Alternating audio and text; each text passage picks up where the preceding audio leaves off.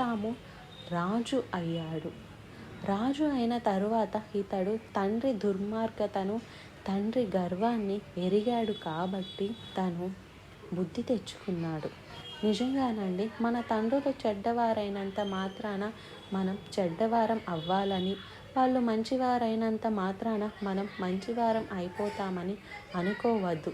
తాగిపోతూ, పచ్చి తాగుబోతు బిడ్డలు శ్రేష్ఠులుగా బ్రతుకుతున్నారు ఇవాళ.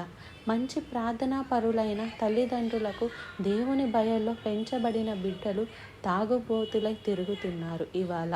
ఎందుకంటే దేవుడు ఎంత ఆశీర్వదించినా నువ్వు చేసే ఎన్నికను బట్టి, నీ చాయిస్, నీవు కోరుకునే దాన్ని బట్టి నీ భవిష్యత్తు ఉంటుంది. ఎవరో ఏదో చేసి నిన్ను మంచోడిని చేయలేరు, చెడ్డోడిని చేయలేరు. నీవు ఏది కోరుకుంటున్నావో దాని ప్రకారంగా నీ జీవితం ఉంటుంది.